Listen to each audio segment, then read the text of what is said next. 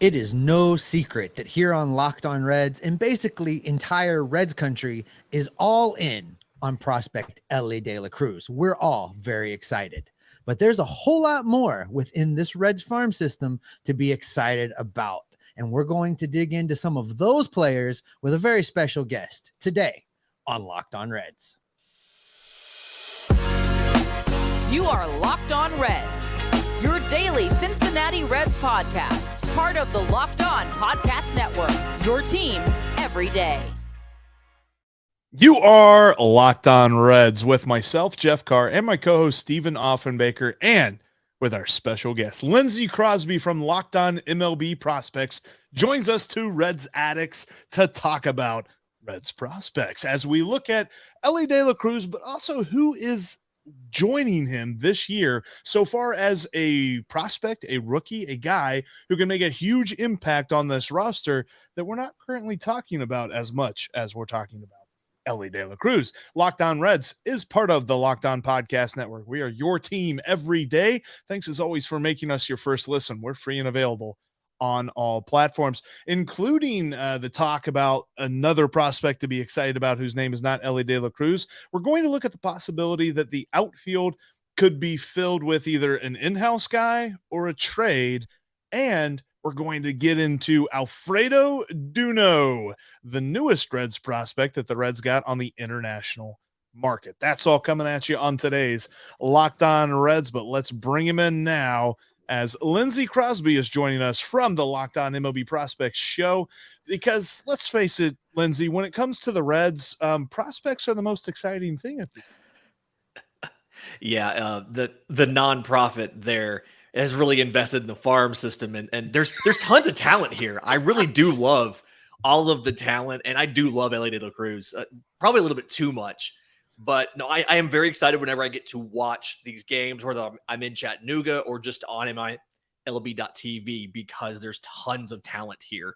But it's mostly concentrated in the infield and the pitching staff. Yeah, there's definitely a glut of infielders, Steve, and we'll get to the outfield here in a little bit. But Lindsay's right to be excited about Elly De La Cruz. No, there's no reason not to be excited about Elly De La Cruz. He's, we've said this many times, Lindsay, as we've sang the praises of Elly De La Cruz. He's gone into every level of baseball thus far and taken about 10 days to find his groove, and then he's absolutely annihilated that level. And I don't see any reason to expect anything different from him as he either starts the season off in AAA or maybe in spring training fights his way onto the big league roster. And I think that we've reached the point with the Elly De La Cruz hype that, it might be a little bit unfair to him, but I think he's going to be a great addition to this Reds team sooner than later. But I also think there are a lot more guys coming that we're going to be able to fill in around him that will put the Reds in line to be what I've said for about the last 8 to 10 months, which is 2024 could be a year where the Reds find themselves with one of the lowest payrolls in baseball and one of the highest win totals in baseball. Yeah, when they pass out that trophy for dollars per win, payroll cost per win. We call it the nonprofit award, Lindsay. That's going to be a fun banner to hang in Great American Ballpark. No. There's a lot of these guys, a lot of these prospects, these infielders are higher up in the system, and we've seen some of them already debut. Spencer Steer, I think, is like 5 at-bats away from losing prospect eligibility. A lot of them AA, AAA. And so it's easy to kind of look at the lineup now and say, all right, we can completely just swap out 3, 4, 5 guys by 2024, whether it's somebody like Joey Votto who has an expiring contract, or it's just we have a better option and we're going to come in and we're going to put somebody else in. There's a lot of guys. And I think that you'll start to see that impact in 2023 of these prospects starting to come up and filtering into the lineup, trying to figure out where they fit and getting over that initial learning curve that is so hard for so many prospects when they first come up. Like you mentioned, Elly De La Cruz has that little 10-game stretch in every different level where he takes him a little bit to get used to the pitching, and then he just takes off, although the strikeout rate still stays like 30%. I have no idea how he strikes out 30% of the time, and still qualifies for a batting title. It blows my mind. But that's just the magic of Elly De La Cruz. So who excites you the most, not named Elly De La Cruz? So right now, for 2023, the guy that I'd like to be up all year and be very impactful, I've already mentioned him, but Spencer Steer. I am a fan of Spencer Steer for a couple different reasons, but I think the first one is defensively, he just gives you so much versatility, right? Joey Votto was injured last year. He played 9 games at first base. Like, he can play first, he can play second, he can play third. He's played right field. He has time at shortstop, and while I don't think you should make him an everyday shortstop, he can play all of those positions at least an average, if not better level. And so there's somewhere he's going to play every day. I don't know if it's going to be the starting third baseman job or if he's going to be filling in, but it reminds me of watching Jake Cronenworth with the Padres, where you can take him and just slot him in anywhere in the infield and he'll be perfectly fine. And while he's doing it, he'll be an above average hitter. And I think Spencer Steer's power is a little bit underrated. And so, I think you're going to see him 15 to 20 home runs if he gets a full season worth of starts, as well as giving you great defense at every position he plays. One of the things that excites me about him is I had him on the show last season and interviewed him. And one of the things that I found exciting was he said he likes to move around. A lot of times you hear from these guys, well, I'm a this, I'm a that, I play this spot. He enjoys moving around. And I really could see a scenario with him if all the other guys hit where he'll still get full-time playing time, but at a multitude of positions and be basically a super utility that plays every day kind of guy. And I think that just that component of his game makes him exciting because you need one of those guys in today's baseball, whether it's because of injuries or rest or whatnot. You need somebody that not only can move around, but is willing to move around. Yeah, and that mentality is a big part of it.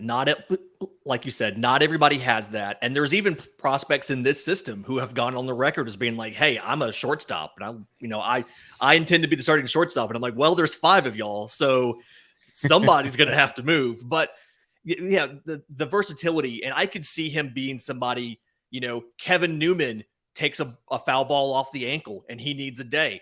Steer just slides from third to short. Joey Votto is sick one day.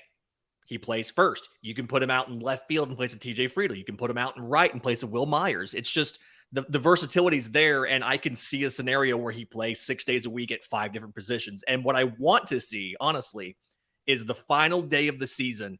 You have 9 positions. You have 9 innings. Let's get Spencer Steer 1 inning at every single position on the final day of the season. Just do it for the fans. Pull his best Will Ferrell impersonation. Exactly. I like that. Yeah. No, but I Reds fans, we're used to guys playing shortstop and being out of position. That seems to be a theme over the last couple of years. No, I'm excited about Spencer Steer too. His plate discipline for me was what was so exciting to watch last season. And although it didn't translate into just otherworldly on base percentage numbers, dude had a tiny sample size worth of production. So I think that we're going to see it over the course of this season. He's going to get a lot of opportunity. I've seen reports that he's pretty much got the inside track to be the opening day third baseman. So I think that that's probably where he will start. Very excited about that. Also excited about the future of this team when it comes to the outfield. It's a blank canvas right now. I mean, as of right now, there just seems to be so much opportunity and there's not really anybody who's knocking on the door. And Lindsay's got some thoughts on that. We've all got some thoughts on that because the Reds have a lot of things they got to do if they're going to fill the outfield when it comes to the future. We're going to get into that here in just a second. But before we do that, I want to tell you about a sponsor of today's episode, and that is BetOnline. BetOnline continues to be your number one source for all of your sports wagering information, whether you're talking about futures for Major League Baseball, whether you're talking about the NBA season that's going on right now, the NHL, you've got NCAA men's basketball, you've got women's basketball, you've also got your combat sports like MMA and boxing and wrestling and all that great stuff. You can bet on wrestling. I don't know that you should. That's probably not a great idea. But hey, if you want to, BetOnline is going to help you out with that too. BetOnline's got you covered when it comes to live sports wagering. They've got prop bets. They've got money lines. They've got over-unders. They've got all the point spreads that you could want. It's over at betonline.net. And you can check out BetOnline on your desktop or mobile device. And Steve's got a thought about BetOnline.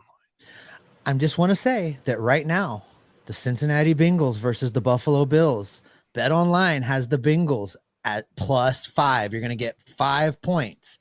Even better, if you're like me and you think the Bengals are going to win that game, which they are, the money line is +200. Get in and get in now if you think the Bengals are going to win. Yeah, baby. And BetOnline is going to have you covered for the rest of the playoff games too. That's BetOnline. It's where the game starts. Thanks as always for making Locked On Reds your first listen. Coming up tomorrow, we have an Aloha Friday live edition of the podcast. Steve and I will be taking your questions and your comments.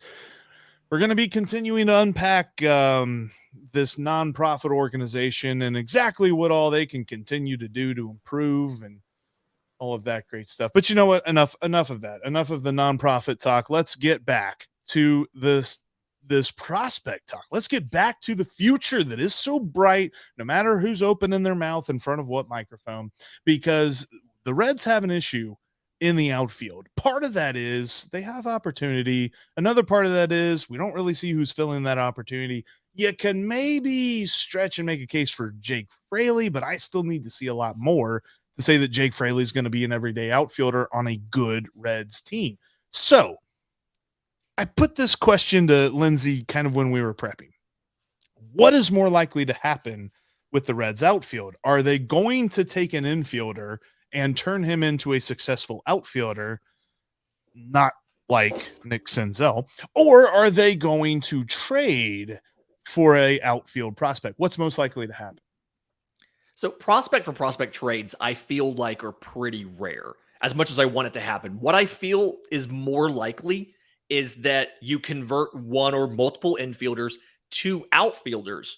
And then once you hit that competitive window in 2024 and you've established, okay, Arroyo is going to be our starting shortstop. We're going to have, Marte at third, or you figure out who's going to go where. Then you take the leftover prospects and make a trade for a big league outfielder to supplement what you have. But to me, there's two obvious players here and probably a difference as far as the floor and the ceiling for them.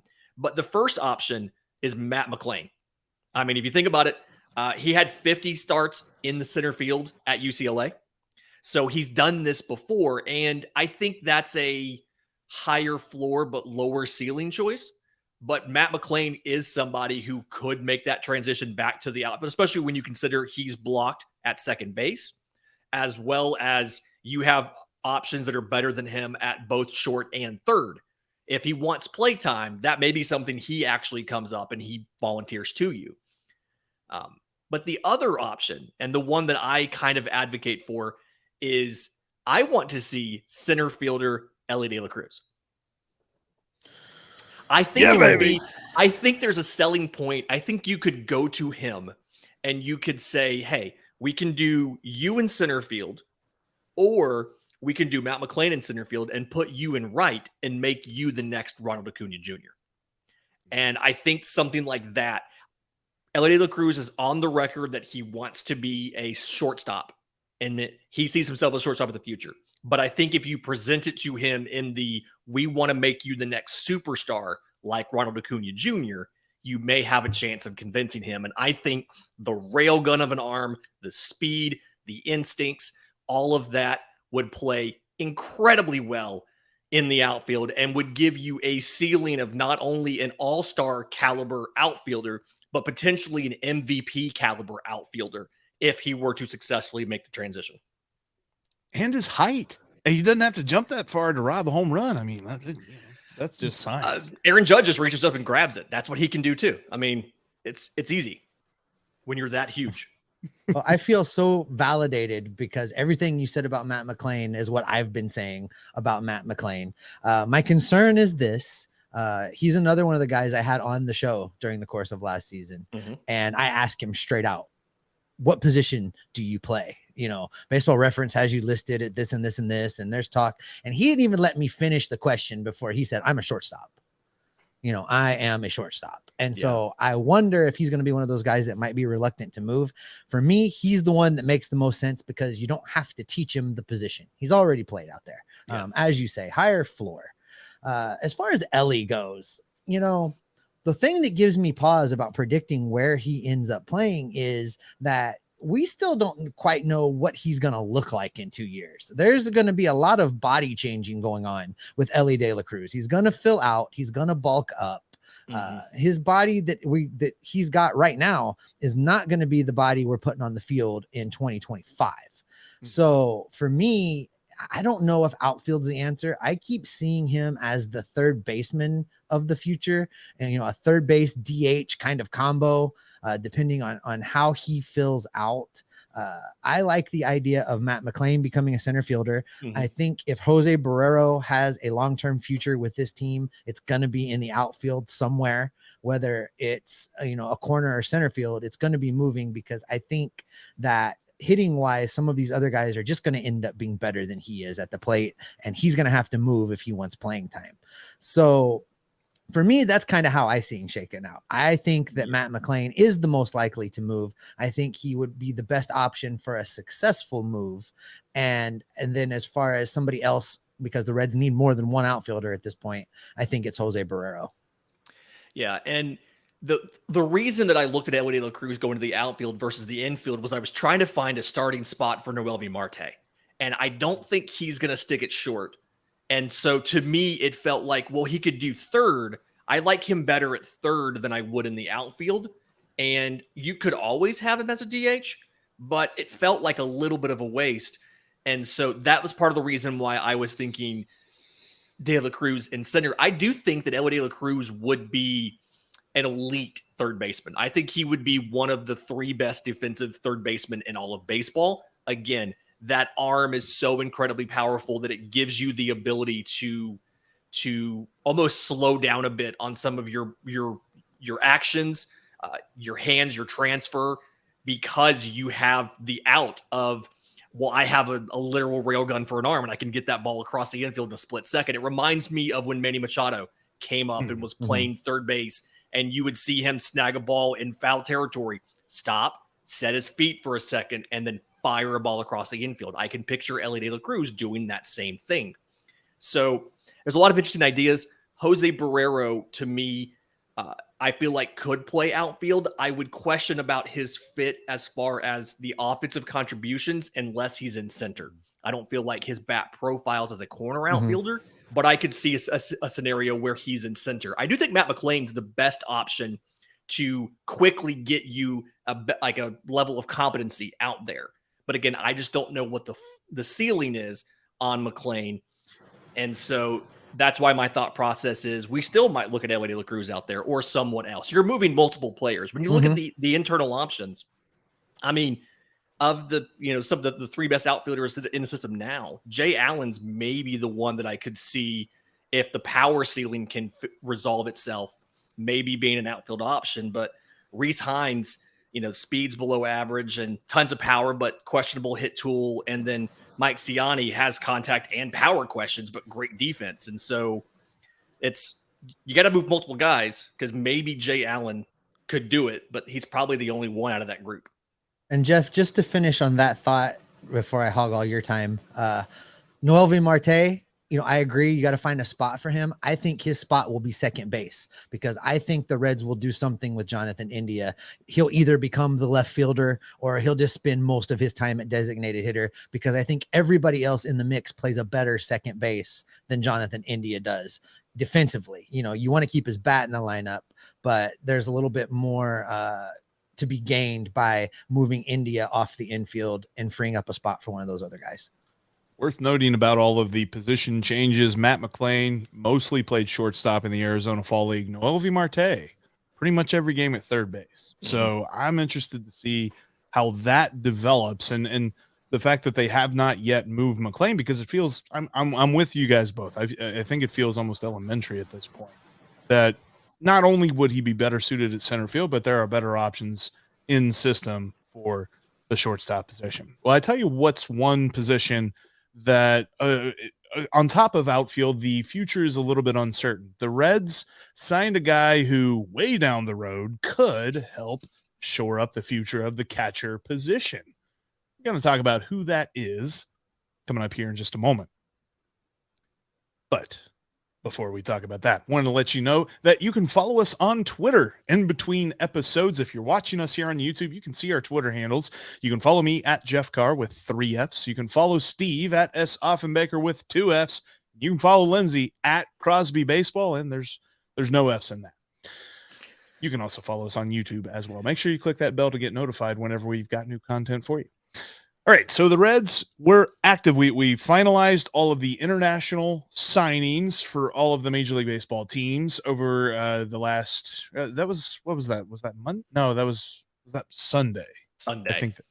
Yeah. That it was all finalized, and the Reds came away with a top 5 international prospect in catcher Alfredo Duno. What do you know about him? Having one of the largest bonus pools, I'm really glad that you were able to get one of the top players with it. A couple things to know about Alfredo Duno is, one, physically, he's already a big boy. 6'2", 6'3", 210 to 220. None of this stuff is exact. You have to understand that with international players. We'll get to that a little bit later. But 6'2", 6'3", 210, 220. The description that was given to me was, quote, chiseled.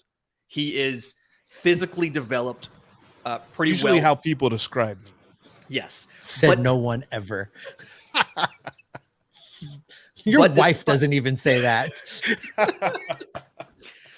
But despite his size, he's actually apparently pretty athletic and surprisingly quick for his size. He's probably an average runner now, which for a catcher is really good. I mean, compared to most 17-year-olds, it's not great, but compared to a catcher, that's actually pretty good. And his arm is considered to be an absolute kind of cannon, just massive arm. Now, defensively, he's good. He's not great. Kind of typical you see from any teenage catcher, never mind an international catcher. Very good pop time, though.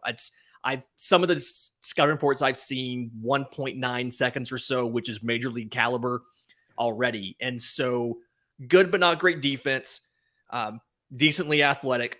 And then power, this is where he really shines. I've seen numbers from 65 to 70, so better than plus to double plus power. And they're talking about, because of the quality of contact that he gets, you're looking at like a 30 home run potential in the bigs, which for a catcher is phenomenal, because anybody who listens to my show knows that, average performance for a catcher offensively is like a 90 WRC plus. But there is some criticisms as far as his offense goes. He does chase a little bit too much, which he's 17 years old. I'm not stunned at all that is the case. And then he has some issues with the biomechanics of the swing, like his upper and lower halves don't always stay in sync. And so because of that, it affects the timing and makes it harder for him to keep up with velocity or to stay on top of something that's breaking. Not a deal breaker. Common thing we see a lot with these younger players, especially when they hit a growth spurt and they get up to 6'2", 6'3". So all things that are fixable, but ultimately it's the ceiling is all-star caliber catcher who is a plus defender and can hit for power. And the question is, does he finally get there in the next 5 or 6 years before we see him in the bigs? Because that's kind of how long this process takes. Yeah, you were an all-star caliber catcher at 17, weren't you, Steve? Well, I don't know about all-star caliber, but I did catch some innings at age 17. That is true.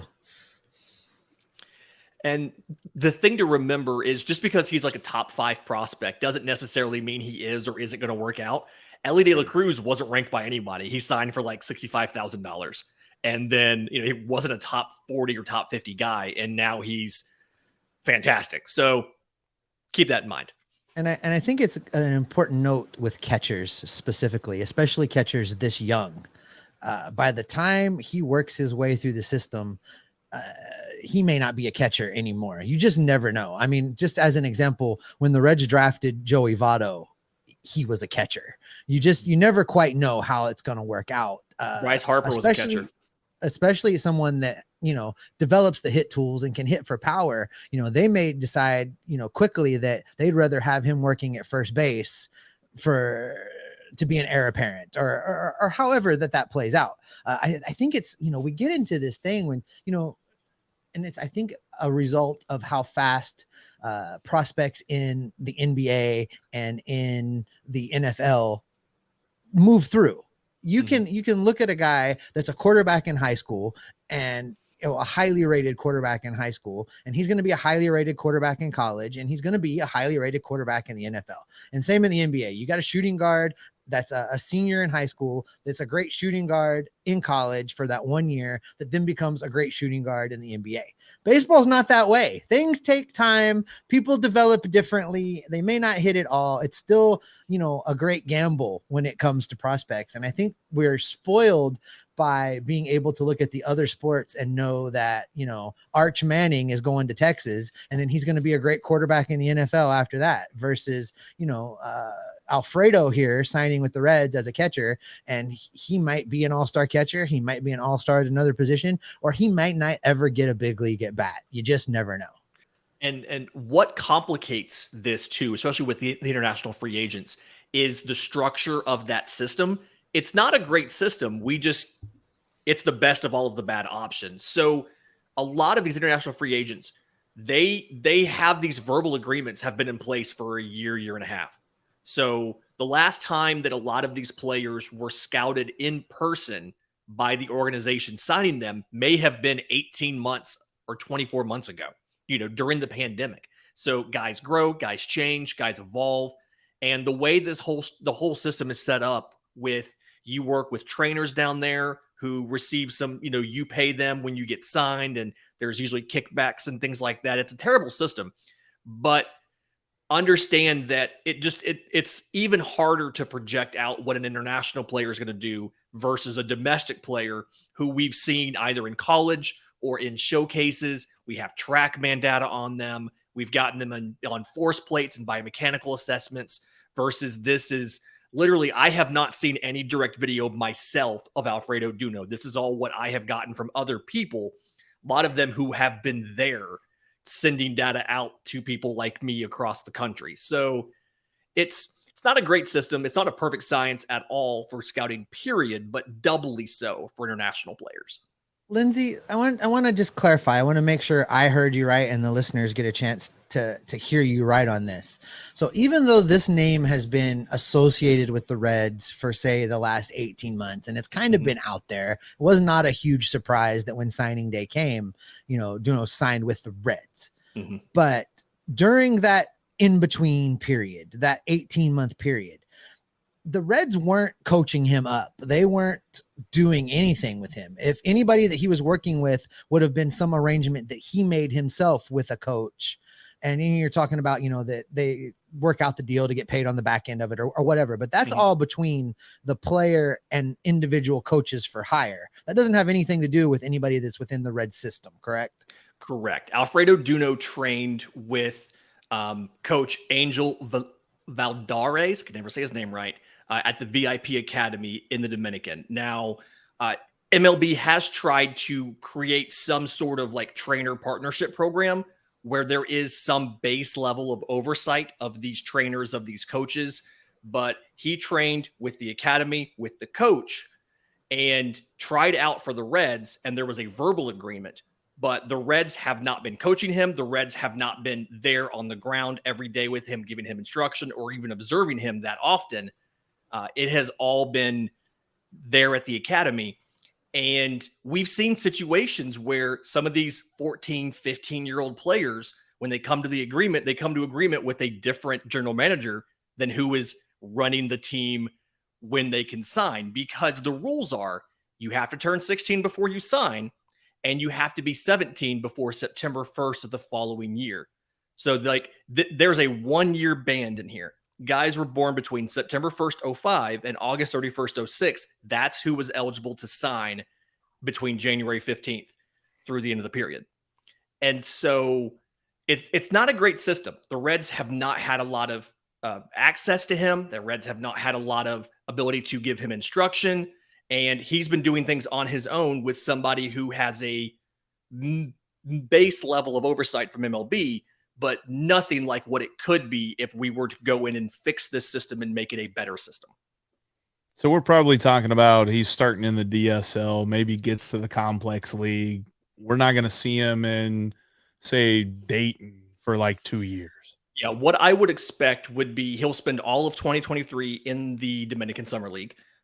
Usually what happens in those situations is 2024, they'll get here when the complex league opens midsummer, and he'll get probably about 25 or 30 games in the complex league. And then 2025, you see him in either Daytona or Dayton or both. And so it's just it's a process. Takes a while. It's one of those things like, we think locally and we're like, okay, when's a top prospect going to get to Dayton and when can we see him around here? So it's interesting to note. Like we said, uber talented at this point, but he's got a long road of development. And to say that what the Reds got right now is a sure thing is about as far from a sure thing as you can get. So there's a long road ahead, but there's talent to be excited about and to see that development. And I'll tell you what, Lindsay, you made me excited because I'm excited about the chances of Spencer Steer going crazy for the Reds this year, about what the Reds can do with Matt McLain and maybe even Elly De La Cruz in the outfield, and looking forward to Alfredo Duno and everything going on. I know you've had a great series going on this offseason, kind of previewing some farm systems around the league and stuff. What do you got coming up next? We are finishing up the National League East this week, and then next week we are on your division. We are doing this by order of finish, so you will be probably a Friday or Saturday. We're at 6 days a week right now. But little quick preview, one of my potential breakouts for 2023, if they decide, instead of having him as a starter, if they decide to go ahead and make the move to the bullpen, I really like what right-hand pitcher Connor Phillips could do if given a chance to eat out of a bullpen. Interestingly, we talked yesterday about the fact that the Reds have given him a spring training invite for this year. He's going to be with the big league camp. Mm-hmm. Yeah, I think they see that. They see that all or nothing approach that he has, and they think that might play really well out of the bullpen. Yeah, that fastball slider combo gives you a great combination of like top end velocity, velocity change, directional change, and would be just fantastic out of the bullpen. Well, I love that. And that is how we're going to end today's podcast. Thank you so much for watching. Thank you for listening to the Locked On Reds podcast. And thanks for Lindsay for joining us. You definitely got to check out Locked On MLB Prospects now. Make them your second listen. Like he said, he's going through the NL East right now. Next week, going through the NL Central. And eventually he'll get to the nonprofit organizations. But that's doing it for us here today. As Steve and I always say, we are Locked On Reds every single day.